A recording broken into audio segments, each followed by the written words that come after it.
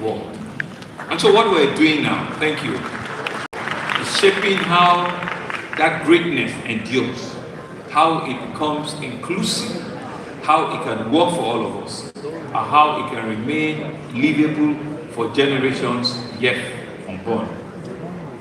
Yesterday, and I think it was our friends from UAE, Canada, and all of them that I met.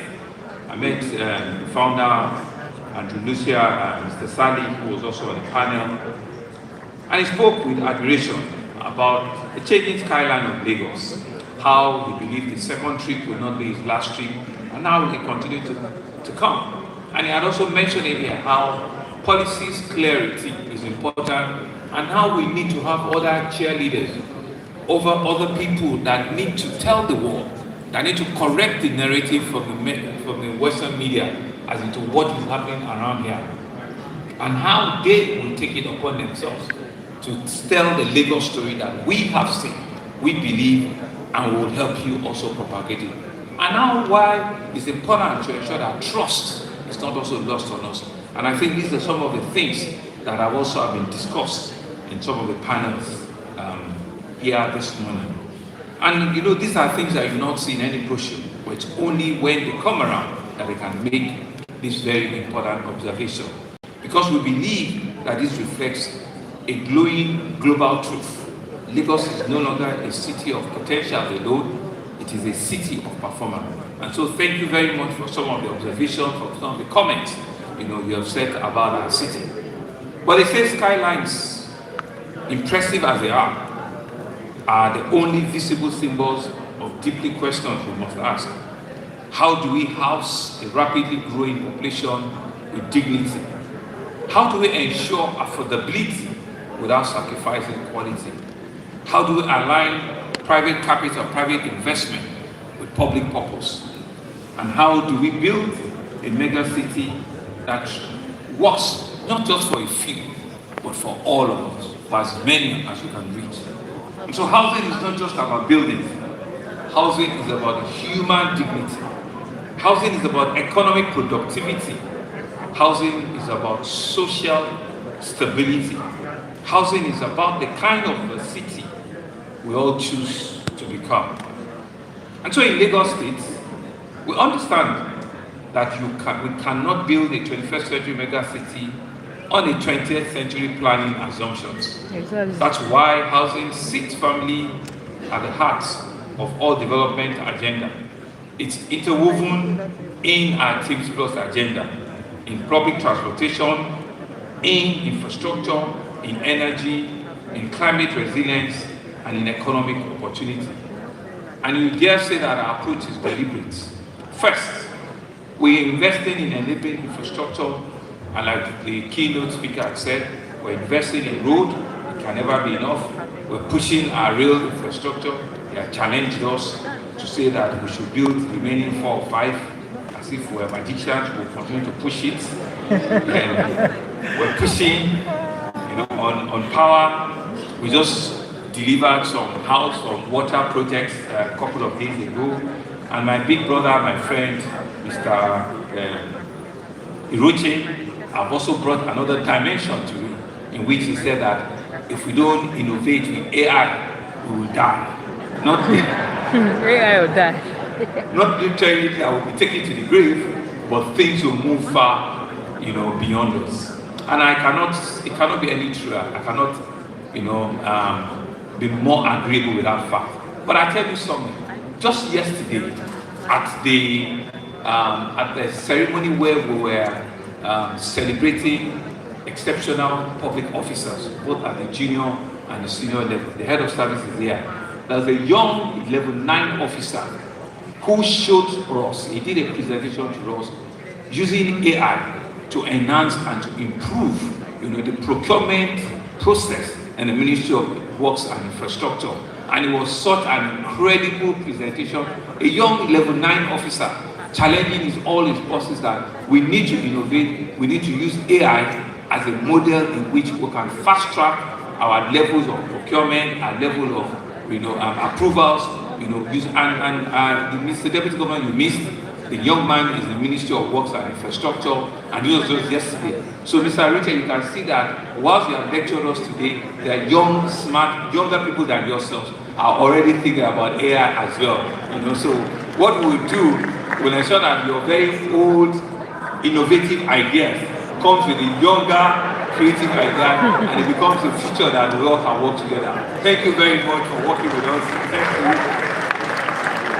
But I think the point to be made is that as scary as AI is the future that nobody can walk away from. And it's here with us. It's here already. And we need to be able to bring out tools. We need to be able to bring out ideas where we can use it and we can use it positively. Because there will always be negative things about any innovation, about any new discovery. So all our energy should be targeted at ensuring that what is a positive aspect of it and how can we use it to solve societal problems. How can we use it to solve our day-to-day problems, to be able to respond to the needs of our people quicker, faster, and better. And so we see development not just to connect jobs, not just to connect markets or mobility. We believe that our investments in transportation, in rail, and every corridor we're pushing into is very intentional, because we believe this also speaks to our housing need. I think it was Dr. Badre that also mentioned during his own keynote address, there's a model around transportation where you are very intentional around developing transport infrastructure, developing housing solutions around transport infrastructure. And these are some of the transportation, there's a terminology that I'm trying to remember, where transport-oriented program, right? Right, where you must be intentional on how you deploy public transportation and use housing and social engagement to enhance and to improve it.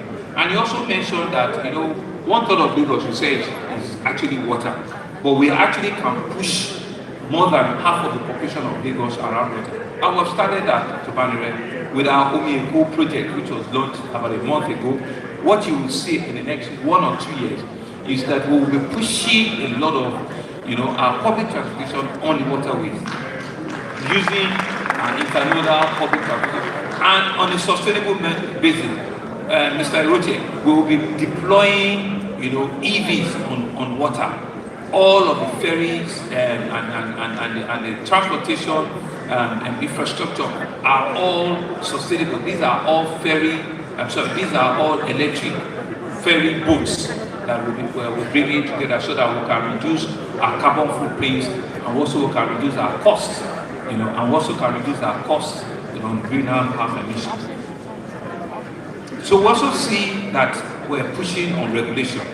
We're using regulation not to stifle the market, but to strengthen it. Through La Serera, we're promoting transparency, we're enhancing professionalism, and we're pushing for customer protection. A credible real estate market is one where buyers are protected, where investors' confidence are maintained, and where developers operate in a level playing field.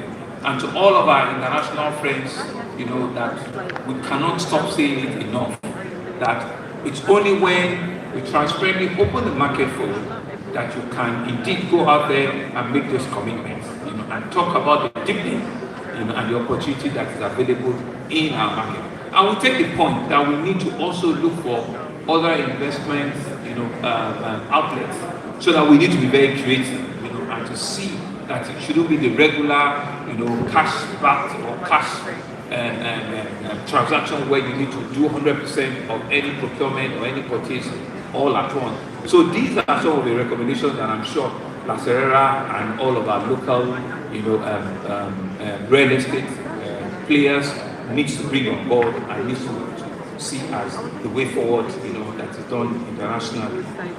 Thirdly, we are also embracing innovation.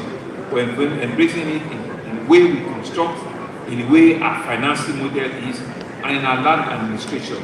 And we're using processes. I hear, the madam from Ghana, found how we have used, technology, data to administer. We are also doing the same. We have a robust, not fully completed yet, but we're way 80-90%, and ensuring that at the click of a button, we can indeed reduce the time it takes for all of our subsequent transactions on our land, ensuring that we can title every land in Lagos. We're still giving a lot of what we call waivers, and we're giving what's fiscal planning doing now? Amnesty. That's the word. We're giving amnesty to ensure that people can still come forward and regularize and comply, with all of the things that they've not done very well. So we're doing all of this to ensure that it is a system where you can, from the comfort of your house or your offices, rely on technology to be, a platform that you will trust, in whatever part of the world you are, and you also can transact and do. So fiscal planning is doing a lot of amnesty, lands is doing a lot of ensuring that titling of documents of land and landed property are seamless. And like I said, we will not stop until when we get to the finish line. And we're doing this in every area of blended finance, strong public-partner partnership. I think our PPP office, they also are going to be speaking to us later in one of the panels. And so in Lagos, affordability for us means building homes that people can actually live in. Buildings that they can pay for, they have access to where they work and to raise family. It means leveraging PPPs, structured finance, land optimization, and demand-led planning. And it means government playing its rightful role as a strong enabler, as a regulator, and a partner, not just a provider. And so all of us must see that we are all in this together. It's the same coin, we're just on two different sides of the coin.